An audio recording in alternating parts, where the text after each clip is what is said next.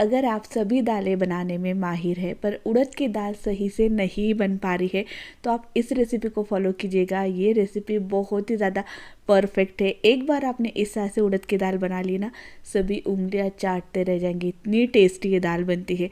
आप चाहो तो इसे रोटी के साथ सर्व कीजिए या चावलों के साथ, किसी के भी साथ ये दाल बहुत ही बढ़िया लगती है।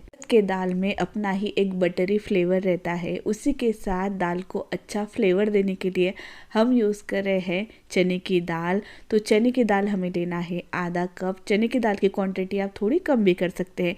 तो 1 कप उड़द की दाल, साथ ही हमने आधा कप ली है चने की दाल। और जब भी आप काली उड़द की दाल बनाए ना, तब इसे अच्छे से मसल कर धोइएगा।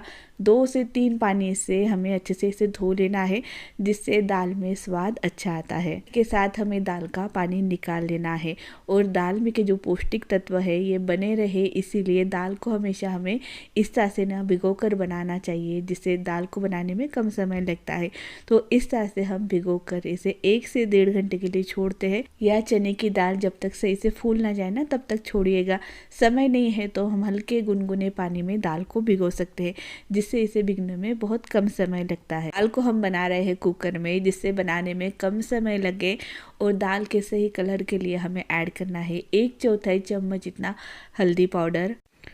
और उसी के साथ हमें नमक ऐड करना है। तो इस समय हम आधा चम्मच इतना नमक ऐड कर रहे हैं और 1 छोटी चम्मच भरकर तेल ऐड कर रहे हैं, जिससे दाल का पानी ना ऊपर नहीं आता है।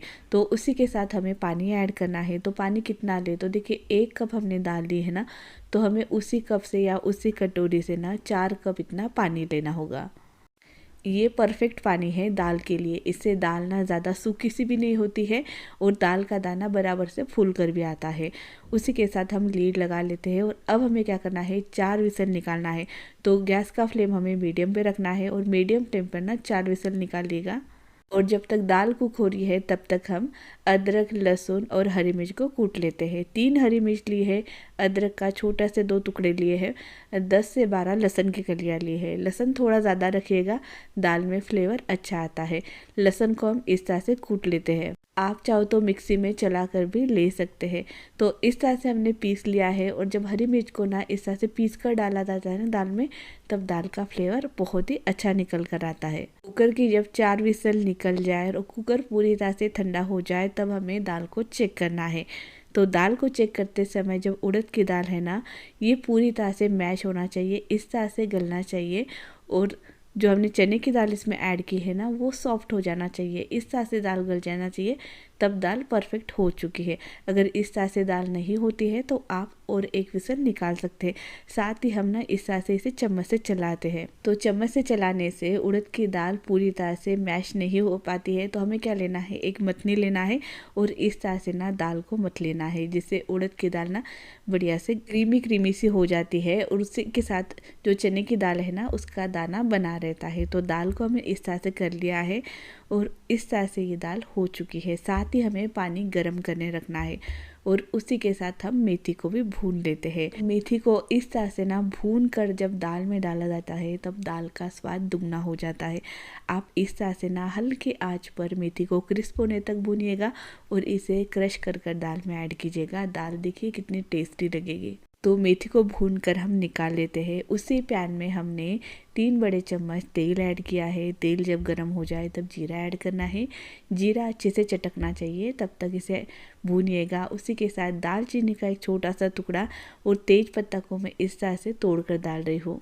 इस दाल को आप सेम टू सेम इसी तरह से बनाइएगा, तभी दाल स्वाद बनेगी। ये रेसिपी मेरे मम्मी की है, बहुत ही अच्छी दाल बनती है मम्मी के हाथ की। वही रेसिपी मैं आपके साथ शेयर कर रही हूँ।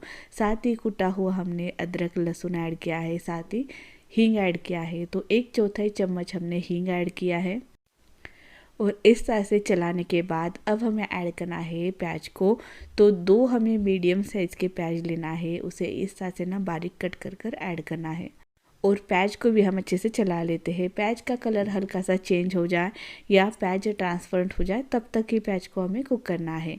और इसे चलाने के बाद अब हमें ऐड करना है टमाटर। तो 2 मीडियम साइज़ के हमने टमाटर लिए थे, इसे भी हमने बारीक कट कर कर ऐड किया है। तो जितना हमने टमाटर लिए हैं उतने ही हमें प्याज लेना है।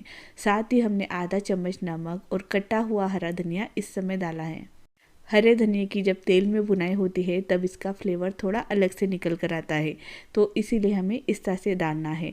साथ ही हम सूखे मसाले ऐड करते हैं, तो धनिया पाउडर 1 चम्मच ऐड किया है, हल्दी पाउडर हमने आधा चम्मच ऐड किया है क्योंकि दाल में भी हमने हल्दी पाउडर ऐड किया है। उसी के साथ हम लाल मिर्च पाउडर ऐड कर रहे हैं। जो लाल मिर्च पाउडर से हम डेली सब्जियां बनाते हैं वही लाल मिर्च पाउडर का हमें यूज़ करना है। और सूखे मसाले को भी अच्छे से चला लेते हैं। साथ ही मसाला से इसे भून पाए इसीलिए हम इसमें थोड़ा सा पानी ऐड करते हैं।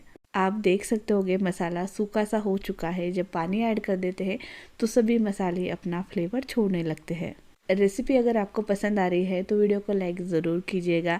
तो देखिए इस तरह से पानी डालकर हमें चलाना है और बस अब लो फ्लेम पर ना हमें मसाले को छोड़ना है जिससे सही से पक जाए। उसी के साथ हम दाल को भी चेक करते हैं। काफ़ी गाढ़ी है इसीलिए हम इसमें ऐड करते हैं गर्मा गर्म पानी। तो जब भी हम दाल बनाते हैं तब दाल बनाने के बाद तड़के में दाल को डालकर उसके बाद में हम पानी का यूज़ करते हैं। पर जो हलवाई रहते हैं ना, दाल में पानी ऐड कर कर दाल को अच्छे से बॉईल कर लेते हैं और उसके बाद में तड़का ऐड करते हैं, जिससे दाल का फ्लेवर बिल्कुल भी कम नहीं होता है और दाल में ऊपर से पानी डालने की ज़रूरत नहीं पड़ती है। साथ ही जो मसाला है ना वो भी बनकर रेडी हो चुका है। उसी के साथ हम गरम मसाला ऐड कर रहे हैं। तो 1 छोटा चम्मच भरकर गरम मसाला मैंने ऐड किया है। कोई भी तीखा वाला गरम मसाला आप ले सकते हैं या घर का बना हुआ गरम मसाला है तो उसका भी यूज़ आप कर सकते हैं। तो आप देख सकते हैं मसाला सही से हो चुका है और इस तरह से जब मसाला हो जाए ना तब हमें दाल में मसाले को डालना है। और दाल में हमने जो ऊपर से पानी ऐड किया है ना, तो पानी का भी कच्चापन पूरी तरह से कम हो चुका है।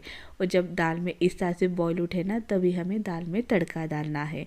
तो इस तरह से तड़का डालकर अब हम इसे चला लेते हैं। ये बहुत ही छोटी छोटी सी टिप्स है पर दाल बहुत ही बेहतरीन बनती है, बहुत ही स्वादिष्ट बनती है। आप एक बार इस दाल को बना कर देखिएगा, आप इस दाल को बार बार बनाएंगे, इतनी स्वादिष्ट दाल बनती है। और मम्मी इसी तरह से दाल बनाती है, वही मेथड में फॉलो करके आपके साथ शेयर कर रही हूँ। तो देखिए इस तरह से हमने मसाले को दाल में अच्छे से मिक्स कर दिया है। और दाल की कंसिस्टेंसी ना हमें इस तरह से ही रखना है, जिस तरह से आपको दाल बनाना है ना उससे हल्की सी पतली दाल रखिएगा, क्योंकि अब हमें दाल को बॉईल भी करना है। उसी के साथ जो हमने भून कर रखी थी ना कसूरी मेथी, उसे भी क्रश कर कर ऐड कर दिया है। और इस समय हमें करना है गैस की फ्लेम मीडियम, और मीडियम फ्लेम पर ना इसे 6 से 7 मिनट के लिए दाल को बॉईल करना है, जिससे ओरिजिनल दाल का जो फ्लेवर है ना वो निकल कर आता है और दाल ना इस तरह से दिखाई देती है। आप देख सकते हो दाल कितनी बढ़िया दिख रही है और दाल को देखकर ही पता चलता है कि दाल कितनी स्वाद होंगी। तो इस तरह से दाल हो चुकी है। उसी के साथ हम तड़का देते हैं। तो तड़का देने के लिए हम घी या तेल का यूज़ कर सकते हैं। इस समय मैं तेल का ही यूज़ कर रही हूँ। 1 बड़ा चम्मच तेल में हमने आधा चम्मच जीरा डालकर भुनाई करना है। उसी के साथ में सूखी लाल मिर्ची इसमें ऐड करे हो। मिर्च जब अच्छे से क्रिस्प हो जाए ना तब हमें तड़के को निकालना है। और इस तरह से दाल में तड़के को डालने से पहले हम ऐड कर रहे हैं कश्मीरी लाल मिर्च पाउडर। ये बिल्कुल भी तीखा नहीं रहता है। इस तरह से लाल मिर्च पाउडर डालकर दाल पे डालते हैं ना तब दाल का कलर बहुत ही अच्छा आता है और दाल का स्वाद भी बढ़ जाता है। तो देखिए इस तरह से तड़का डालकर अब तुरंत ही हमें लीड लगा कर रखना होगा। लीड लगाने से पहले हमें कटा हुआ हरा धनिया भी इसमें ऐड कर देते हैं, जिससे इसका फ्रेश फ्लेवर भी दाल में लगे।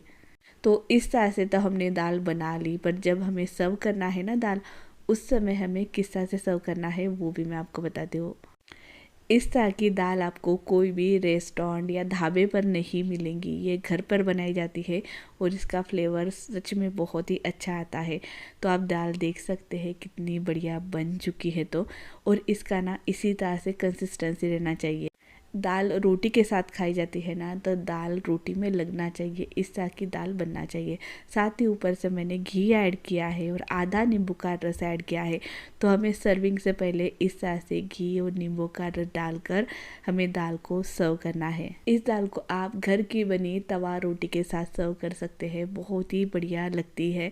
और जब हम रोटी के साथ दाल खाएं ना, तो इस तरह से दाल रोटी में लगना चाहिए, तभी दाल परफेक्ट हो चुकी है। और चावलों के साथ तो सुपर टेस्टी लगती है। तो रेसिपी पसंद आई है तो वीडियो को लाइक ज़रूर कीजिएगा और इसी तरह से टेस्टी और आसान रेसिपी के लिए चैनल को सब्सक्राइब कीजिएगा। Thank you for watching my video. आपका कीमती समय देने के लिए बहुत बहुत धन्यवाद।